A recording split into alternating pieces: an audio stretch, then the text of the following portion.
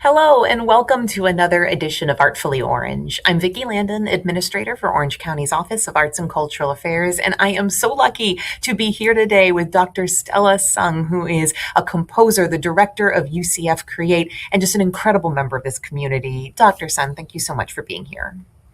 Thank you. It's wonderful to be with you.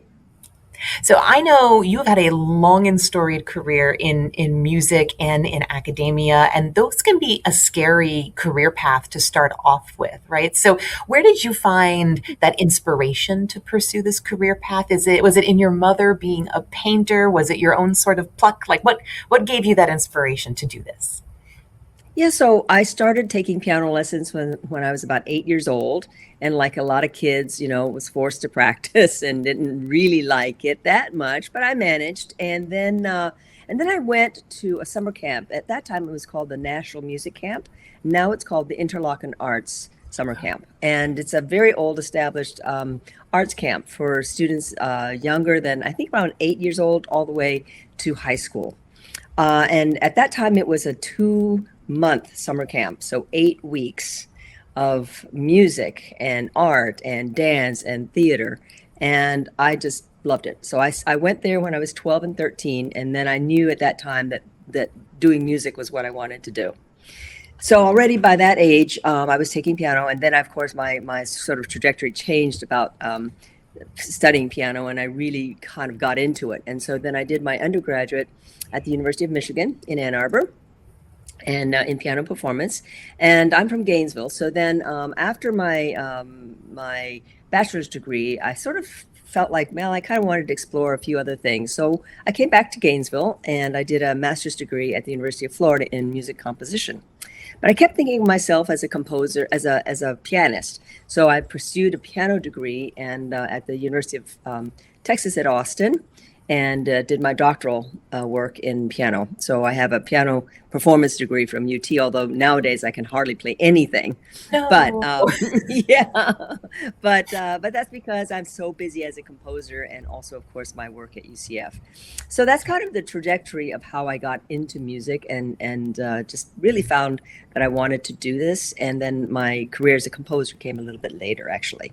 Yeah. But I know you were also a really early adopter of digital technology in composition work. And you've said before that technology is going to drive the future of the arts. So what do you think that could look like in practice? Like, is this like exploded up AR and VR? Is this work with AI? Like, what's your take on everything coming up? Okay, so this is a larger conversation, but I'll go ahead and start. First of all, I've been using technology in my art form as a composer for many, many years, all the way back when we first had projectors and slides. So we would have slide projection, and my first work with that was with a dance company, wonderful dance company in Gainesville called Dance Alive National Ballet, and they were for 50 years the state touring company for state of Florida. So they're a wonderful dance company, and I'm actually their composer in residence, have been for many years, and I've written several dances for them. But anyway, so we started with that, and then over the years, I started looking into projections, digital projections, and so one of my larger works was a commission by the Orlando Philharmonic way back in 2003, and I was very much inspired by the at that time the new images from the Hubble telescope. And so I wrote a big piece called Constellations, and then we used digital imagery to make those Hubble images kind of pop and come alive on the screen. And then since then, I've been using digital technology throughout almost all of my compositions. Some are not, but I generally like using technology, and I think that the future is with. Well, I think our audiences are now expecting to have a more experiential kind of experience in the concert halls. There's always the purist, wonderful, just listening to the music for the music's sake, right? And I think that's great, and I think that's important, and it has a place. But I also think that reaching our younger audiences and people who grew up with technology, actually using some aspects of technology will be helpful for them to understand and appreciate music even more. So I have experimented with both AR, augmented reality, as well as VR, virtual reality. And I have a next project which is a dip into the use of AI, artificial intelligence, and I'm trying to put together a project where I'm calling it composer versus AI. Ooh. And so, yeah, and so I'm hoping that I can put this project together with my colleagues at the University of Central Florida. We have a new institute of AI, so it's an AI institute, and so I'm working with computer engineers and computer scientists to try to see and explore more what AI can and cannot do Mhm. in terms of the arts. My feeling is that as a composer, I hope that I never get replaced by AI. I hope that our creative spirit and I hope that our humanness and our ability to be human and desire to be human will always take precedence over the machine. But the machine has a place in our lives and it's not going back. So Mm. let's figure out how we can harness that energy and that ability and use it in good creative ways. Yeah. So the piece that I'm planning to do will hopefully demonstrate some of that. I'm so excited about that. Okay, so for those people that don't know, the work that you do with UCF Create, which is the Center for Research in Education and Arts, Technology, and Entertainment, right, really relies on like a lot of these sort of partnerships and integrations. So, like, will you talk a little bit about the work you do there? And if you were to fast forward 20 years from now and look back on your really instrumental work at Create, what sort of things do you want it to have accomplished? Well, thank you for asking about Create. It is my primary work now at UCF. I was in the music department for many years and then transitioned over to working with digital media and our animation students. So, as faculty member, I'm still the faculty advisor for music and sound for our animation students. But running Create as director of Create, and you got the title right, which is great. It's a long title, so we just like to think of it as Create. And we have been working within the community for many, many years.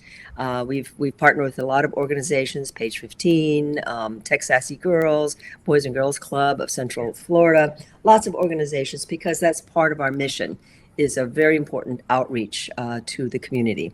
So we are part of the College of Arts and Humanities at UCF, and so this aspect is still very much driven to what we believe in and what we want to achieve.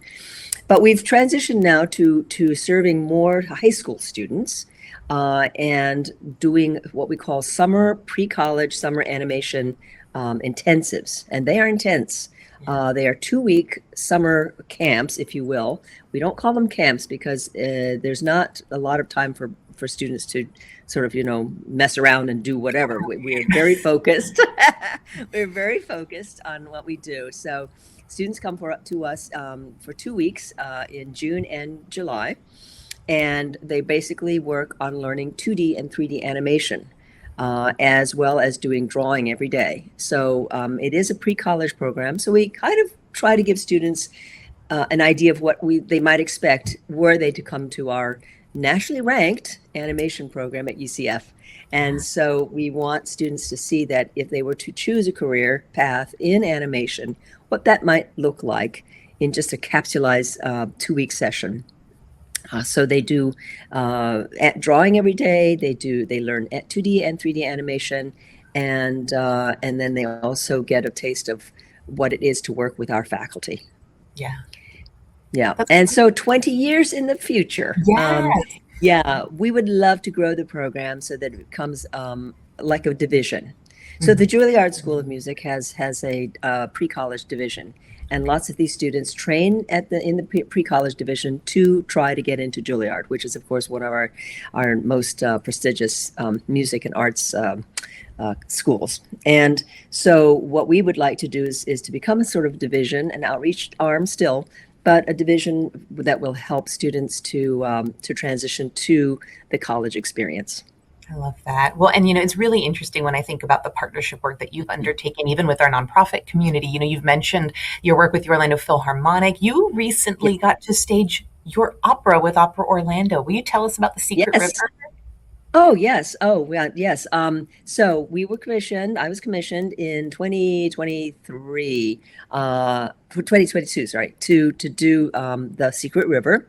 And we came across this story It's basically a children's story by Marjorie Kinnan Rawlings, who was well known as a Florida writer. She wasn't from Florida, but lived a lot of her time in Florida. And of course, her famous book is The Yearling, which was turned into an Academy Award-winning movie, and then Cross Creek, and so on. But she was a very interesting and pioneering woman and writer, and her story, this Secret River, is based in Florida. It doesn't have to be, if you read through the book, it doesn't have to necessarily be based in Florida, but it is, and set in Depression time era Florida. And it's a lovely story about a young girl who is trying to help her family, and to think about her community and how she wants to help everyone have good food and a way to live, well. And it's just a lovely a story of imagination and curiosity and family and community. So when I came across this book, I gave it to my librettist, Mark Campbell, who is a Pulitzer Prize winning librettist and who is a friend of Opera Orlando. So that's the connection there. And Mark loved the story too. And so we all just thought, this is it. This is the story that we want to do. And so I set about, well, Mark wrote the libretto first, and it gave me a beautiful libretto to work with. And then I set the music.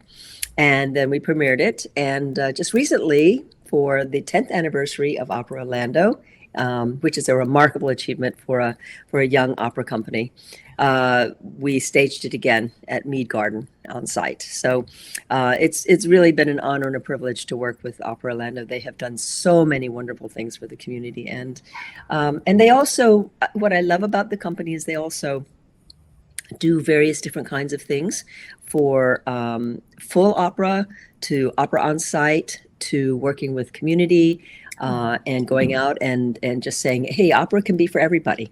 And that's one of the beautiful, and that's one of the beautiful things about Secret River. It's a totally family-friendly opera. Bring your kids, and they can relate to it because, of course, there are children in the opera as well. It's not necessarily a children's opera. That is to say, it's not specifically for children, but it does have a family focus. So. Well, Dr. Sen, I want to go a little bit over on time because there's one question I really want to ask you, which is, as a composer, when you go to the movies, does the score hit you differently than it would like a layperson? Like, are you analyzing the music in real time, or are you able to enjoy it in the film for what it is? Yeah, so that's a really great question because before I was active as a composer, and I've written also for film as well. So I could enjoy movies in a little bit different way, but I will have to say that when I do go to the movies, or hear or see something on television or whatever, I become quite cognizant of the music score. Now, the best music score is one where you're not always thinking of the music score. That is to say, the music supports the film and the action and the drama and the characters. So the best scores kind of, they're there, but you don't think of it as only the music, right? So, but I have to say that, yeah, when I go, I do listen. I listen a lot for orchestration. I listen to the type of music. I do, see how, and I do think about how it affects, the audience. So that's just one of the things that happens, I think, once you started working within the medium. Well, but I still. Yeah. You had this incredible career and all of these accomplishments, and maybe at the price to pay of a little bit of the consumer side on the music. But I am so grateful for all of your contributions, for the work that you do in this community, and for joining us here on this chat today. Thank you so much for being here. Oh gosh, well, thank you so much, Vicki, and likewise to you. You and your team are doing a fantastic job to help the arts in our community really thrive. So much appreciated. Thank you. Thank you. And thank you for joining us on this edition of Artfully Orange. We'll catch you next time.